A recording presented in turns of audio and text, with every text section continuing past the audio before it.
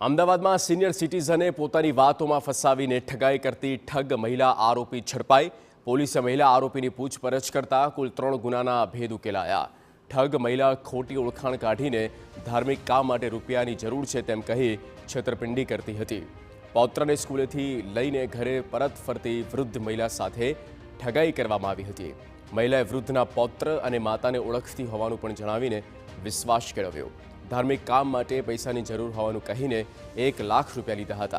त्यारबाद वृद्धाने घरे मूकी जवाना बहाने रस्तामां उतारीने महिला फरार थई गई हती।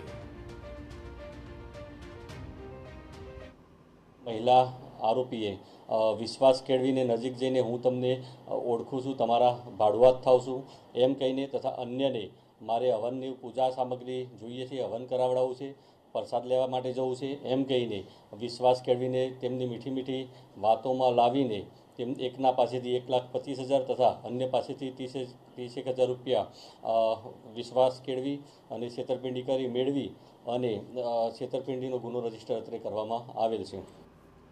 પોલીસે મહિલાની પૂછપરછ કરતા અનેક ખુલાસા પણ થયા।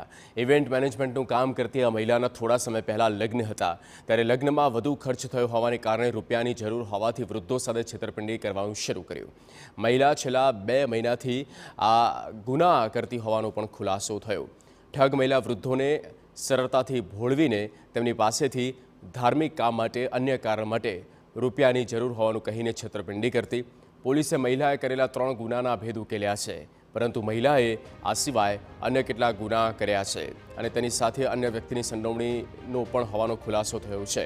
ત્યારે તે વ્યક્તિ કોણ તે દિશામાં પોલીસ તપાસ કરી રહી છે।